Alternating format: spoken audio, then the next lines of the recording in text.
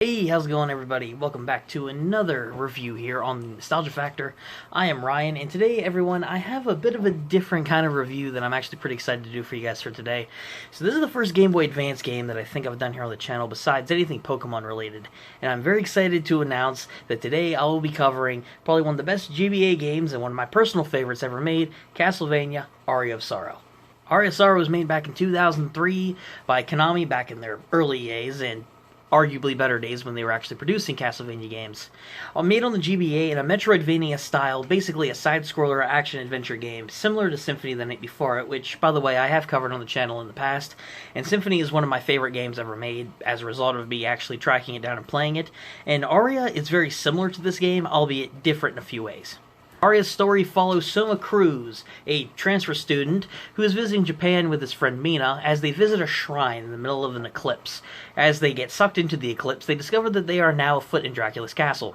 Therefore, they must team up with a majority of other characters throughout this game, including Aricardo, which is, by the way, a really terrible surname for Alucard, who was the son of Dracula from Symphony of the Night. It's hinted at in the game.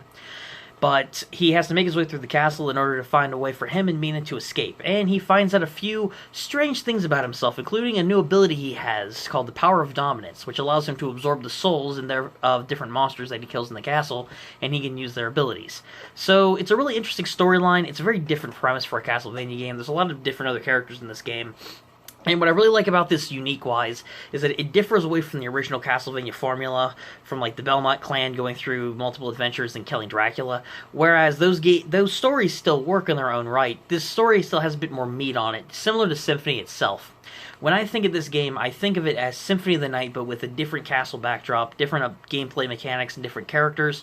But it is really a GBA representation of Symphony. But the story itself, I don't have a problem with. I think that Soma's an interesting protagonist. I honestly wish they would have done more with him in the series, but this game did get a sequel called Dinosaur, which I may or may not cover one day if I ever get a hold of the game. Any other characters are pretty interesting, aside from Alucard's. I'm not a fan of Aricardo. That is way too obvious. But other than that, though, I don't have a problem with the story. The story is good enough for a Castlevania game, but obviously that's not the main focus here. The real thing that you guys are going to want to be knowing about is the gameplay and, of course, the graphics, music, and everything else that makes a Castlevania game great. I'll cover the music in this game next. I absolutely love it. The music for a GBA game is very meticulous, very instrumental, very well organized by the original team who worked on Symphony of the Night. I'm sorry, I don't recall. I know Koji Igarashi, I hope I'm pronouncing that name right. He's considered, I think, like the father of the Castlevania series. He's the one who made it great again since Symphony. And, of course, there's various other people who I am familiar with who has composed the music for this game, as well as Symphony. I don't remember her name, but she had an amazing job for this game as well. For GBA standards, you also have to take consideration with some of the game's limitations, which I will discuss. It is on a Game Boy Advance cartridge. It's not like the PS1 where they had more resources, more budget. They had a lot more they could do on a CD disc as compared to a Game Boy cartridge. But the music in this game is very well composed. Some of them have really great 8-bit crunches, really great instrumentals, really great gothic horror themes, but combined with like rock and roll, jazz, classic. It has Symphony of the Night-esque vibes, but it has its own soundtrack. And honestly, my favorite track in this game is Castle Corridors. It's very memorable. It's the kick-pumping theme, similar to Dracula's Castle from Symphony. But Castle Corridors is like the first theme that plays when you first enter Dracula's castle and you start making your way through. And it's a really good. The music, I will say, though, too, it fits the mood and theme while you're going through it, but not a lot of the tracks stick out, at least to me, whenever I'm done playing the game. Like, whereas Symphony, the music songs, they stick in my head after I'm done playing the game. I think back, and I even listen to them on car rides sometimes, surprisingly enough, I know. But whilst Aria does have a really great soundtrack, it's not as memorable as other Castlevania games, but it's still good. I also gotta applaud this game on the various mechanics that it takes with the graphics. Oh my goodness, the graphics for a Game Boy Advance game are really nice. The sprite detail on Soma looks so fluid whenever he's dashing, whenever he's running using a weapon. The monster animations and death animations look great, especially, like, again, comparing to Symphony. The backdrops and the different areas that you go through the castle are very well detailed, again, especially on the GBA. It's one of the more detailed and better graphically induced games that I played on the Game Boy Advance, and there's so much detail brought me in this game, from the monster designs, from the enemy attacks, from blood squirting out whenever you stab an enemy, to the death animations, like when you destroy one of the dragons in the game, the bones just shatter everywhere. The torches that light up the inner workings of the castle. Even the water physics in this game actually work really well. And the animation for Soma walking on top or going under the water is pretty good, actually. And I honestly, there's nothing more that I could really add to this. I've watched reviews, and the graphics and music are praised all the time. So my indications for this are the same. The music is really good for this game, and the graphics are excellent as well. Now, besides this being on the GBA, one thing that this game has differently going for it is the gameplay itself.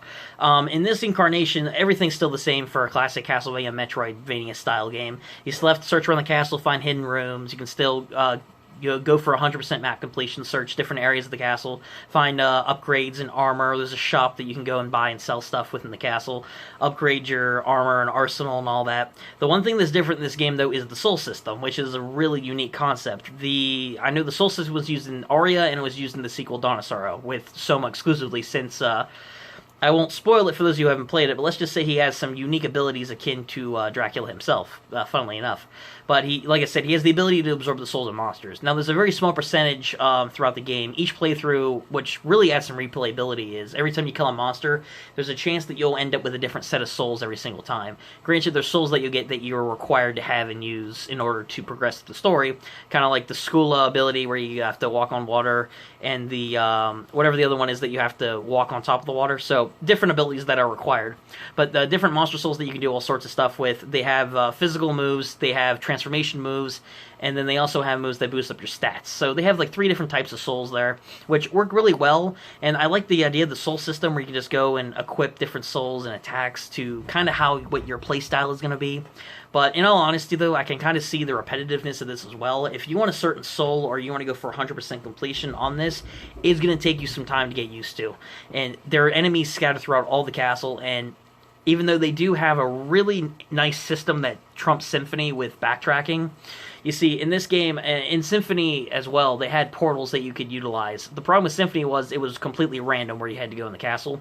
This time, when you go through these portals, you can actually select where you want to go, but you have to find them first. But it's way more convenient for a gameplay standard if you have to go back and get a certain item. But the soul system works really well. I really do like it, but the grindiness of it is a bit of a problem. I can understand why some people might have to go back and spend hours and hours doing it, and they may not want to. So I understand that. Well, the soul system is a really good idea, and it is very enjoyable to do and very addicting. I can see why it'd be a bit tedious. Now, there's one other thing that I wanted to point out with this. Besides, the gameplay is amazing as a whole, to wrap up that last segment. The one thing that is going to be a little bit ambiguous, that also similar to Symphony, the true ending of the game.